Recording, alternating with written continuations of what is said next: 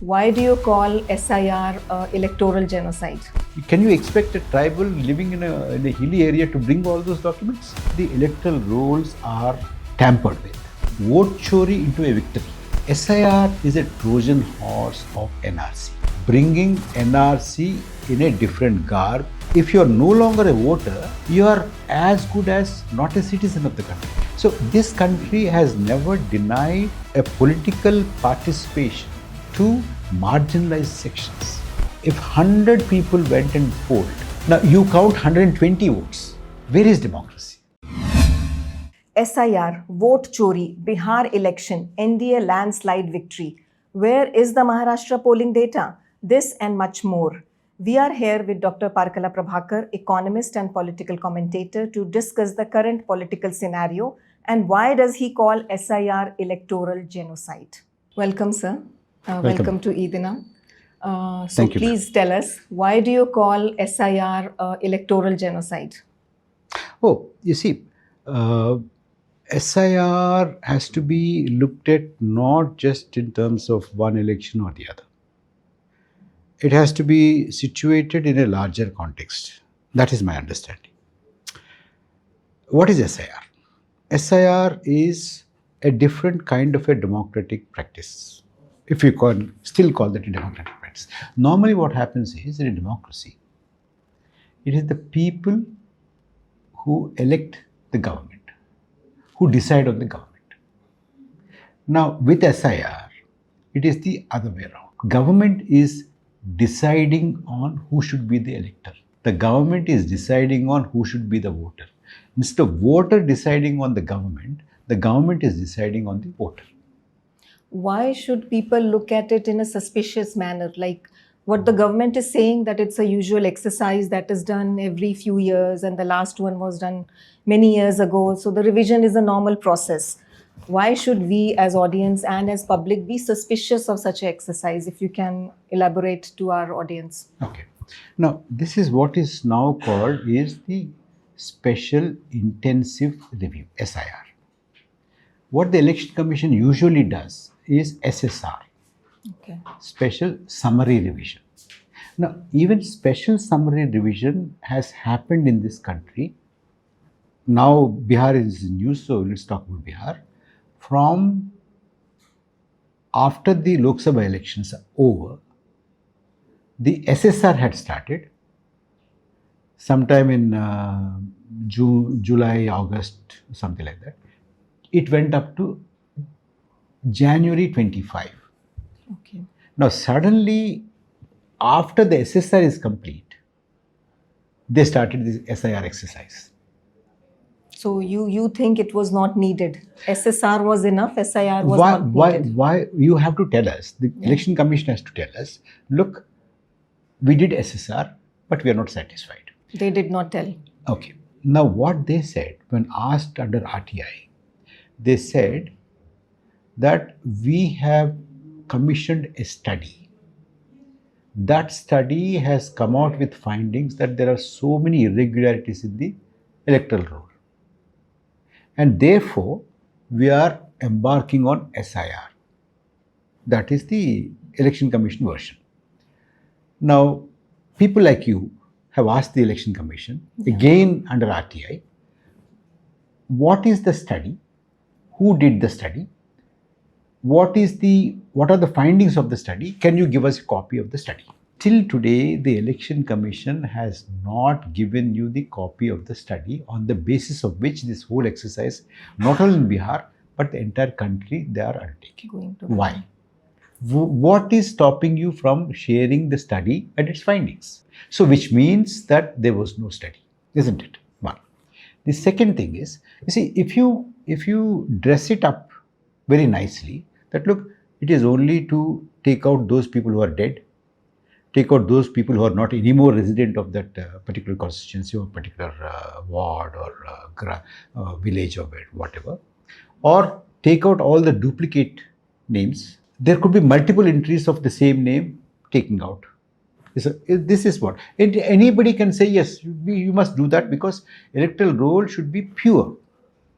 Now, after the electoral rolls were examined, including the LOP, leader of the opposition had also, held press conferences to say that these are the duplicate names. These are the names in one address of 80, 100, 120, 500 people even under one address. And there are so many house numbers which are zero, and so many voters with this different, same photograph and same person with different father's name, different husband's name in different constituencies or different polling booths. Why after SIR, the so-called intensive revision, why do you still have these? That's why. So which means the intent is not that. And Election Commission itself had said they have not run the deduplicating program. See, there is a program which can just automatically take out all the duplicates. They themselves admitted that they have not run that program on the electoral roll. Then why is all this SIR? Now, my understanding of SIR is, you see, the present regime had attempted to do the National Register of Citizenship, NRC, and CAA. There was a huge resistance to that. Yes. They could not proceed with that. So they are now getting citizenship determination through back door by revising the electoral roll and identifying those who are likely to vote for them and retain them in the electoral roll. Those who are not likely to vote for them are being deleted. This is the exercise they are doing. In other words, see, how do you kill a citizen? How do you kill a person? If you strip them of their basic citizenship rights, you're killing. So that is the reason why I say this entire exercise is a bloodless political genocide. Because instead of, olden days, in the 19th century, early 20th century, mid 20th century, people, regimes and governments have killed. It could be in Nazi Germany, it could be in America, it could be in Spain, it could be in Israel, it could be in Gaza Strip, it could be in so many other places. ಪರಿಶುದ್ಧ ನಂದಿನಿ ಹಾಲಿನಿಂದ ತಯಾರಿಸಿದ ನೈಜ Nandini ice creams. Nagorno-Karabakh, in Hungary, in Turkey, genocides were committed. In Cambodia, and things like that.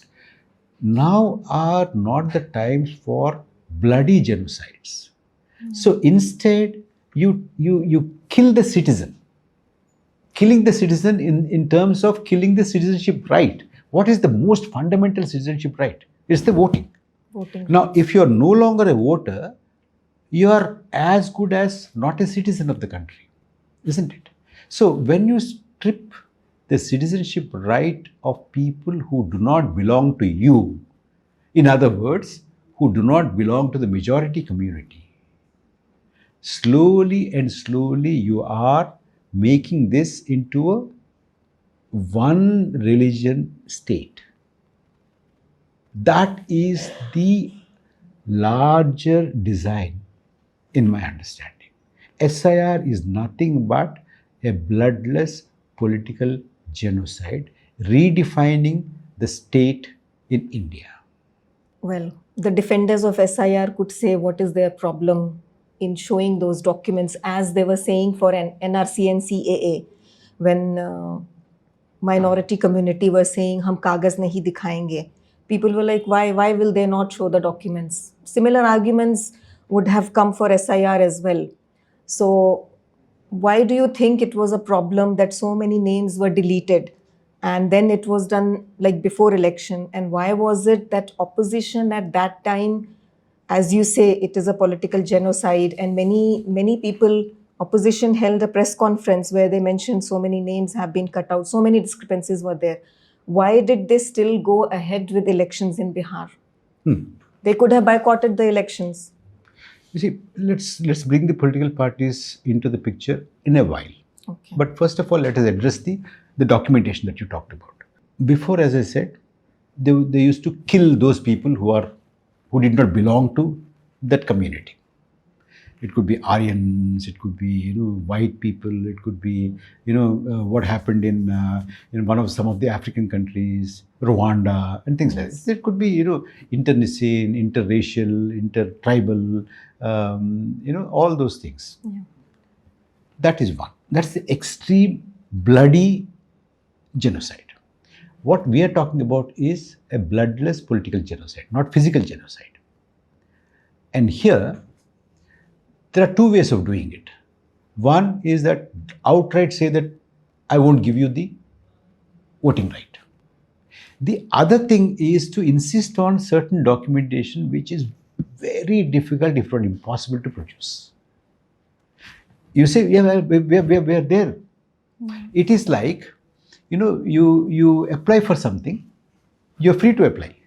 But the criteria is such that it is impossible for you to fulfill those. You have to bring your birth certificate, your father's birth certificate, your mother's birth certificate, and 110 documents or 80 documents or 30 documents, which even those people who are comfortable, educated, also are not able to bring. That's one.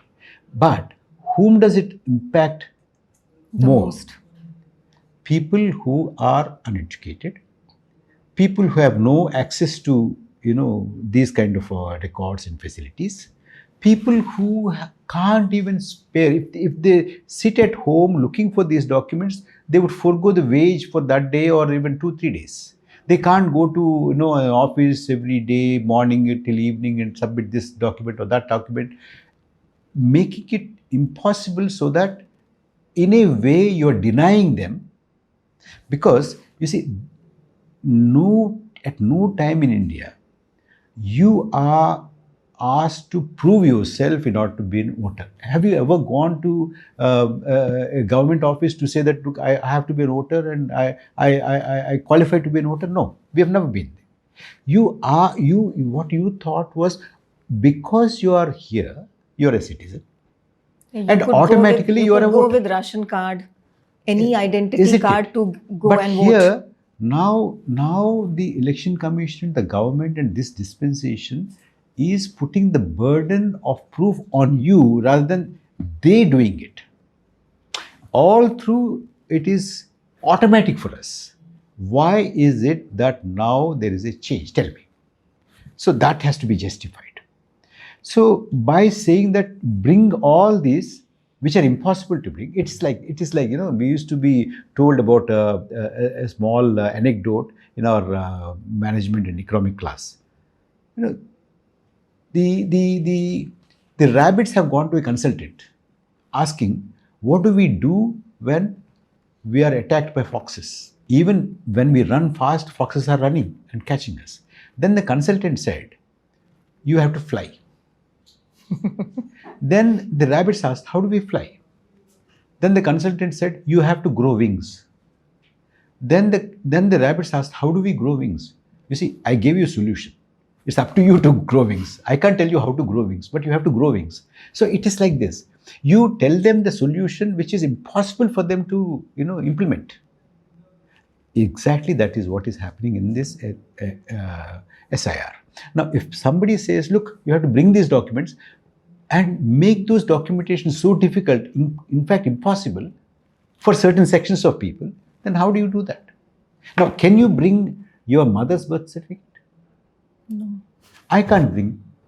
But because you and I belong to a majority community, you and I belong to comfortable middle class or upper middle class, we are sure that our votes will not be deleted.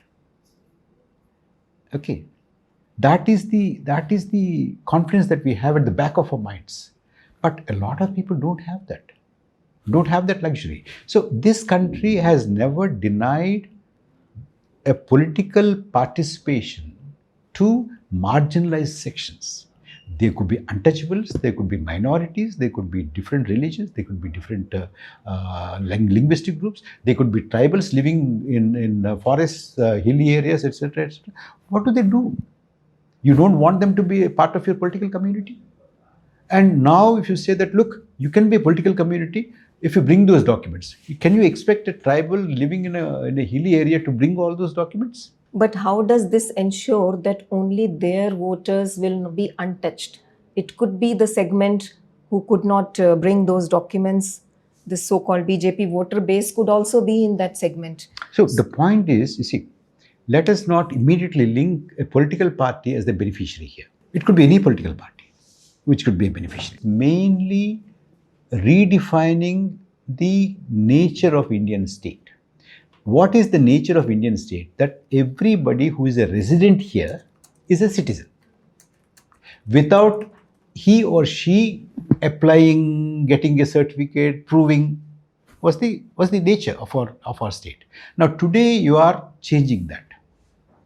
And when you change that, along with that, what you're trying to do is to create divisions in the society on the basis of communities. There is a difference here. We have diversities. If you make the diversity as difference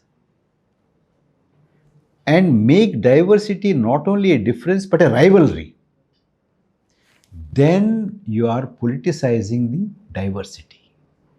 Diversity, I can stay true to my religion, my language, my region, at the same time not letting my region, my religion, my language to be politicized.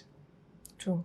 So it is diversity turning into difference, difference turning into division, division turning into rivalry, and politicizing the difference, the rivalry, and the diversity. This is the danger, which means that the entire idea of India, that it is a diverse society, it is the inclusive society, it is a society based on justice, on equality, on fraternity, on liberty. These are the founding ideals. These are now being turned upside down. That is the concern.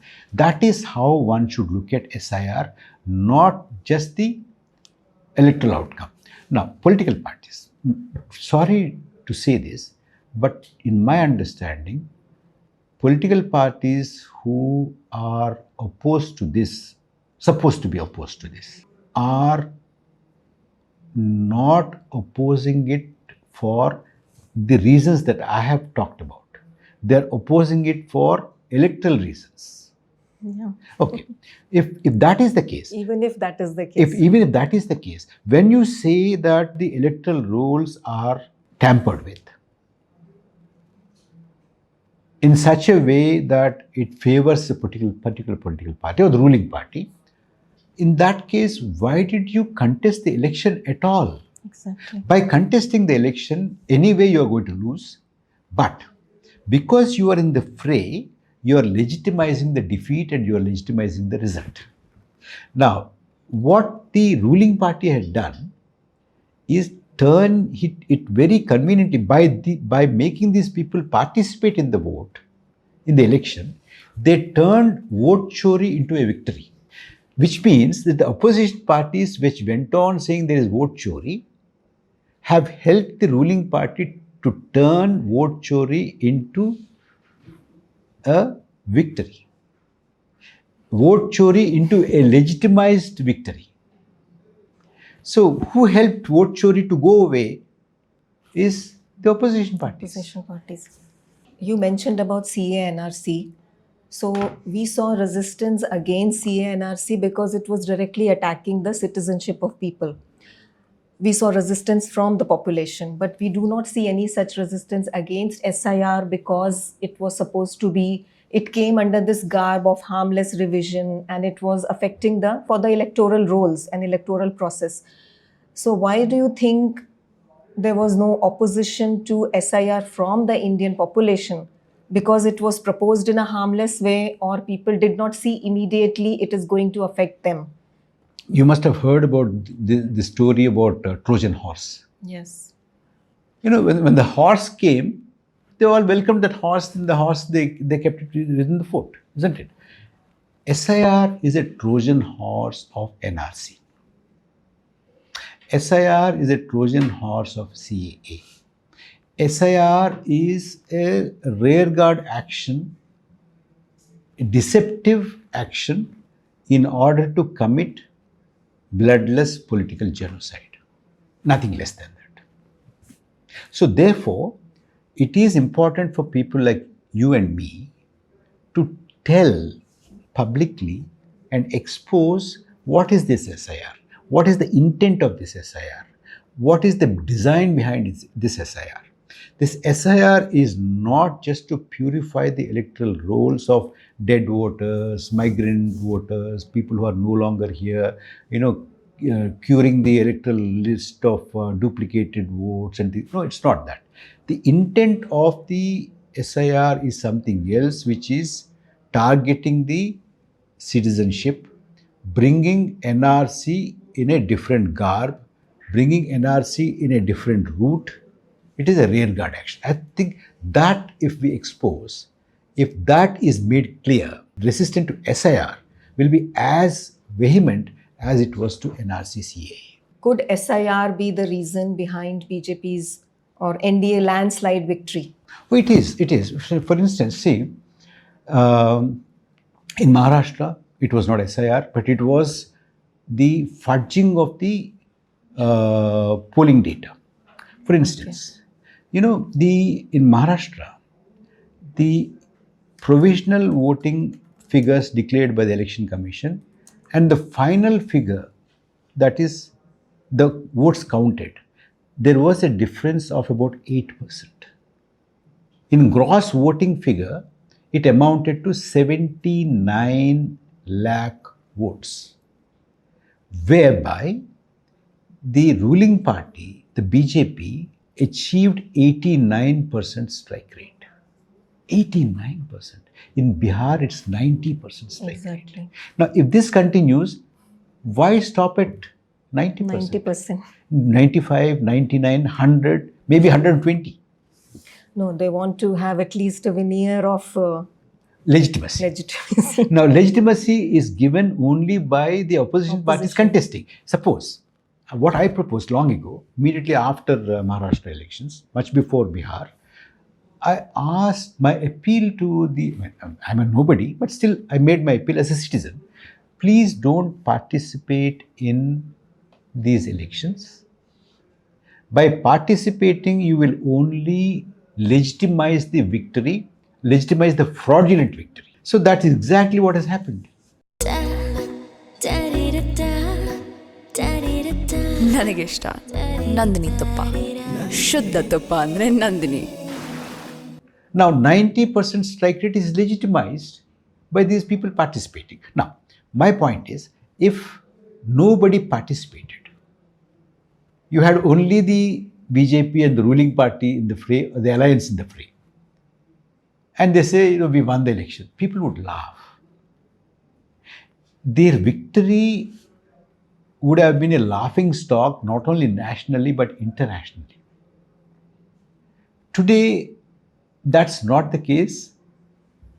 Now what happens is, people like us would sit and say, maybe the opposition candidate selection was not right, they did not campaign well, this particular caste did go away. Yeah, that's been going on since the results came out. You see. New analysis. So all these kind of analysis would come out. The point is this, I must say this, these things assume that people have no role, only political parties and their management and their effective campaign gets them elected or defeated. No, exactly. It doesn't happen that way. Of course, political parties and their effectiveness is also a factor, but not 100%. If people wanted to throw a government out, even if the opposition to that government did not effectively campaign, also there are many instances where they won. Yes. Isn't it? But by legitimizing a fraudulent voter list, legitimizing, how many, see, if the point is this, Swati, if 100 people went and polled, now you count 120 votes. Where is democracy? And those 100 people also selected by the government. You are the voter, you are the voter, you are the voter, you 100 people are the voters. Even then they are not secure, so they are counting 120 rather than 100 votes. Then where is democracy? And if you participate in that, you're legitimizing it. But what we see happening, and even after this press conferences, there's hardly any noise in media. It's a one-day spectacle and then it all dies down. And people also do not catch it on. So we have seen that vote chori came and went, and then SIR came and went, and now one election is over. We are thinking of the next election. How do we go beyond these things as a civil society? Are we also slave to these numbers and to the opposition party or political parties? Oh, you see, first thing is that democracy dies if the citizenry is indifferent. And my appeal to citizens as well as the civil society organizations is this. Please don't outsource the task of defending democracy to political parties. And my question is this: political parties which are essentially undemocratic, you can't expect them to defend democracy. So the task of defending democratic spirit in this country, democratic practices in this country, rests, the burden, the responsibility rests with citizens and civil society organizations. This is one. And don't go by news cycles. I mean, you have to go by news cycles. You are a news provider. But we have to stick to our agenda of awakening the consciousness of the people. We have to go on talking about it. One more point is that please do not judge the effectiveness of a particular event or its impact on the people just on the basis of their immediate reaction. They may not react immediately. They might take time. People do take time to absorb, to understand, and to come out onto the streets. We do not know when that is going to happen. When it happens, it will sweep away all these power structures. And history gives you a lot of examples of that, even in the recent past. True. So there is hope.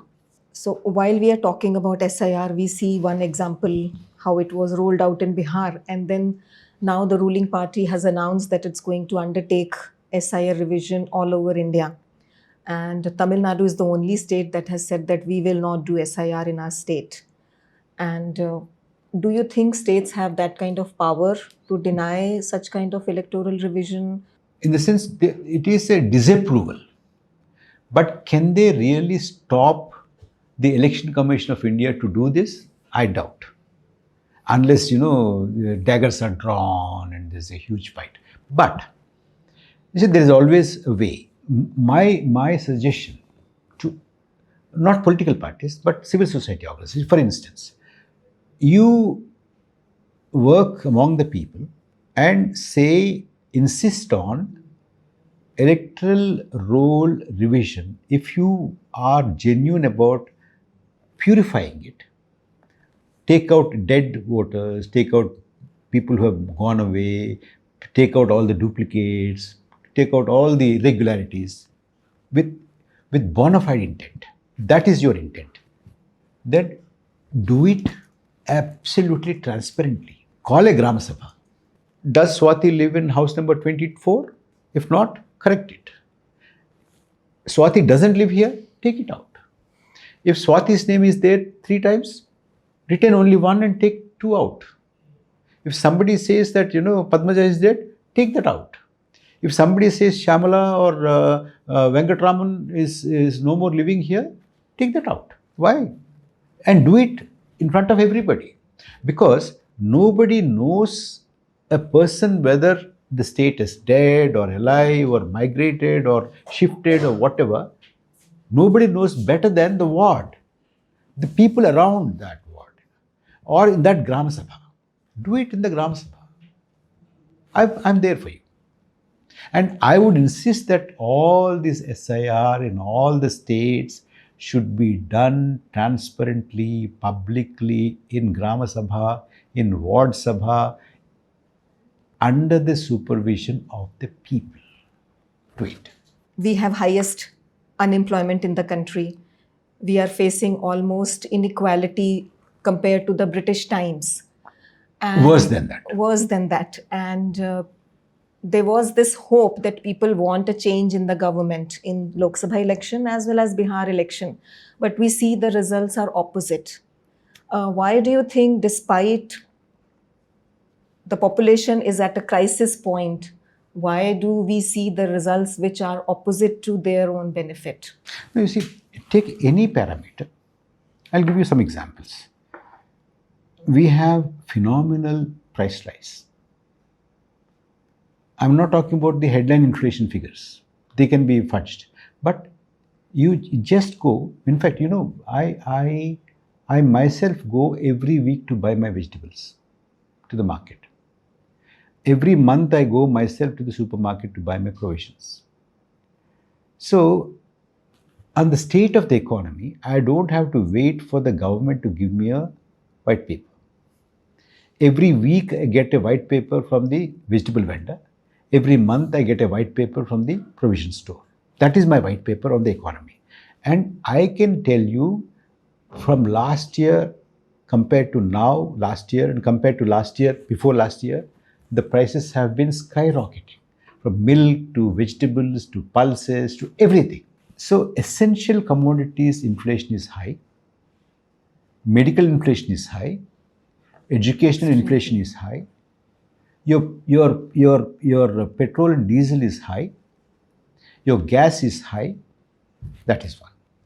The other thing is that the household saving is at a historical low, and the household debt is at a historical high. Then you have a very high rate of unemployment, especially high rate of youth unemployment, especially a high rate of educated youth unemployment. You have all the categories, you have high. And then you have a massive rural distress. So much so that, Manrega, which pays minimum wage, the entire fund that was allocated for 1 year was exhausted in 6 months because it is a demand-driven program. So this is the thing. Therefore, there is a lot of disaffection, dissatisfaction among the people about the government, about the economy, about their well-being. And at the same time, they see big rich people spending 3,000 crores, 4,000 crores on a wedding. I want to inject something. Yeah. People have protested for less. We Isn't have it? seen Gen Z protest all across the world. Yeah. And this is on the one hand. Now, your question is, why is this dissatisfaction not getting reflected in the ballot? That is the question. And also on the street. Yeah.